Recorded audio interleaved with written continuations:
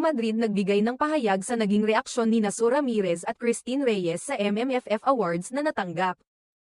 Nagbigay ng pahayag si Ruru Madrid, isang kapuso actor, tungkol sa naging reaksyon ni Christine Reyes at Sue Ramirez. Mga kasamahan niya sa seryeng The Kingdom, matapos niyang tanggapin ang parangal bilang Best Supporting Actor sa 2024 Metro Manila Film Festival, MMFF, Gabi ng Parangal. Ang pagkapanalo ni Ruru ay naging usap-usapan noong Disyembre taong 2024 at naging paksa ng kontrobersya ang isang video clip na kumalat kung saan makikita ang reaksyon ni Christine at Sue, na tila hindi natuwa sa resulta ng award show. Sa kabila ng mga kumalat na balita at haka-haka hinggil sa reaksyon ng dalawang aktres.